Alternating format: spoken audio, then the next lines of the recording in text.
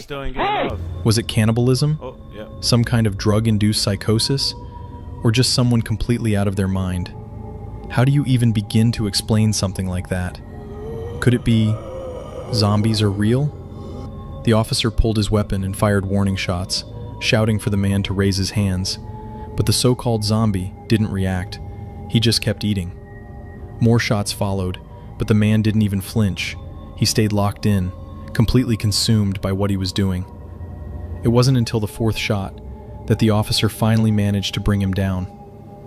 After that, no further details were ever released. Some say the case was classified. The fact that this really happened only makes it more disturbing. Was this a real-life zombie encounter? This video was released on the official website of the Texas Police Department. We see two officers chasing a car. The suspect crosses the road, realizing they can't escape from the police, and stops. When the officers reach the car they were pursuing, they notice something strange. You're next. Or you should be. Where is it? There's no one outside, no one behind the wheel, and the van is locked. Where's it gone? It's magic. It's in the back. It's in the back. He stopped thinking he's hiding in the back. No one in the driver or There's no one inside. Not behind the driver's seat, not behind the passenger's seat. To their surprise, the car was completely empty and locked, with the engine turned off. There were no signs that anyone had been in the car at all. The driver had simply vanished.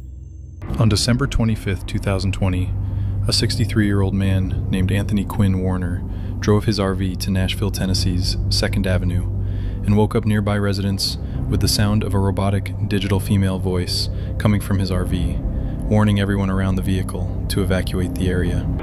All buildings in this area must be evacuated now. All buildings in this area must be evacuated now. If you can hear this message, evacuate now.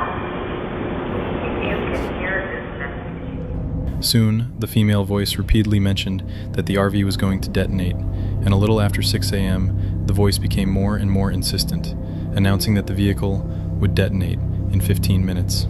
In the body cam footage that was later released by the authorities, a group of Nashville police officers can be seen walking around the downtown area, urging any stragglers to evacuate for their own safety.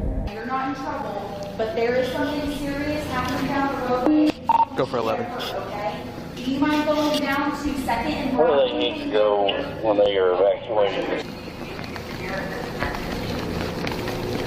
That's so weird. That's like something out of a movie. Like The Purge? Yeah. Damn right, dude. Evacuate now. Evacuate now. Stay clear, vehicle. Stay clear, vehicle. The robotic voice and its ominous warnings give the whole scene an extremely eerie vibe, like, as the police officer mentioned, something out of the movie The Purge.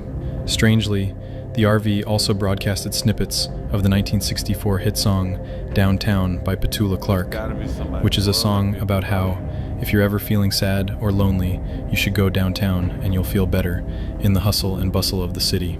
Unfortunately, the robotic voice wasn't bluffing, and just 15 minutes later, the RV detonated near the AT&T building, causing damage to more than 50 buildings and even collapsing a few of them with its massive blast radius. In the aftermath of the incident, the cops can be seen assessing the damage and moving nearby pedestrians to safety through body cam footage that can only be described as apocalyptic. Ethan 4. Are you guys okay? No, my guys. Where's your car? How you doing? Okay, go to your car. What's going Why on? didn't I evacuate? Man, make sure all units are direct. There may be ammo in the vehicle. We don't need anybody coming up the 2nd Avenue exposed. You okay? Yeah, I'm good, man. I appreciate it. Even though the explosive inside the RV was extremely powerful, the cops managed to evacuate most of the nearby residents, and thankfully nobody outside the RV lost their lives. Although 3 people were injured and had to be hospitalized after the vehicle incident, the only person who lost his life was Anthony Warner himself, who was still inside the vehicle at the time of the detonation. After the incident, the authorities started digging deep into Anthony's past to figure out what could have caused him to do something so insane, and what they found was pretty disturbing. As it turned out, Warner was pretty much a paranoid loner, obsessed with conspiracy theories about shape-shifting, alien lizards that were trying to take over the world. It was also revealed that 16 months before the explosion, Warner's girlfriend had called the cops to report that Anthony had been building explosives inside the RV outside their home. Even more disturbingly, less than a week before Christmas, Warner's neighbor had reportedly asked him if Santa was going to bring him anything good for Christmas, to which Warner replied, "Oh yeah, Nashville and the world are never going to forget me." But despite the clear desire for attention, the cops never managed to truly figure out Warner's motive, and it was eventually concluded that he probably didn't want to hurt anyone, and that a fatal cancer diagnosis, mixed with other factors, had contributed to Warner's declining mental health. On November 22, 2021, 2 police officers were dispatched to search a house after the property's tenant suspected someone had broken in. The young woman had entered the house and noticed that the front door was wide open. Concerned, she immediately called the police to check the house for any intruders. The officers arrived and began their search, but what they encountered was something far stranger than anyone could have anticipated. Something unexplainable. The events that followed during the search left the officers in absolute terror and disbelief, and everything was captured on the officers' body cameras. And how many rooms do you have? Damn it. 2 upstairs and 1 downstairs. Alright, we're gonna have to go and search the house. Is it okay if we go in? Yeah, of course. You don't have any, like, pets or dogs or anything? No. Right. Just stay here, man.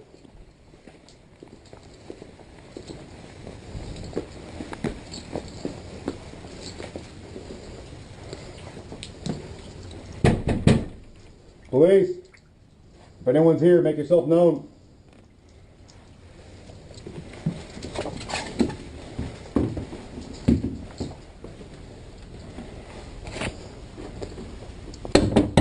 Police.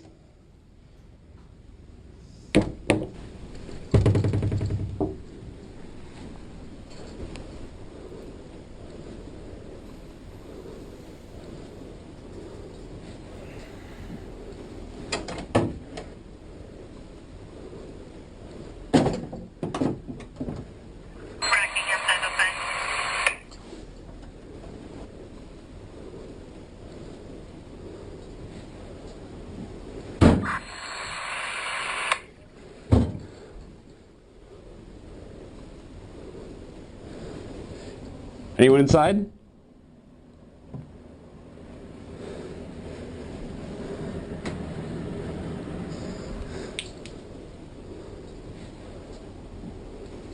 I'm gonna check downstairs, you get upstairs.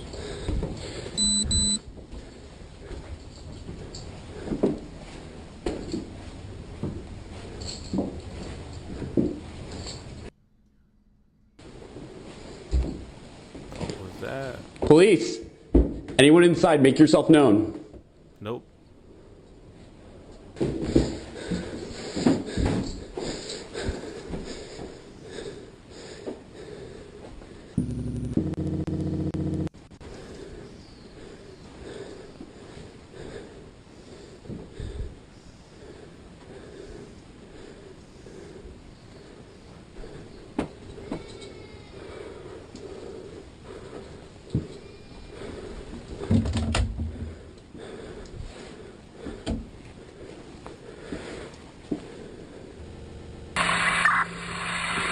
I don't like how his camera's fucking going in and out.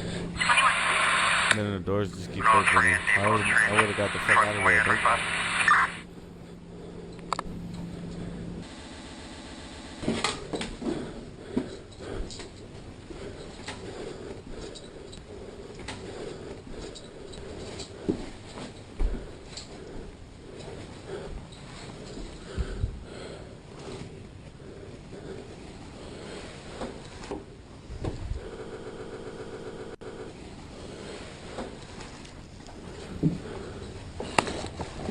Downstairs clear.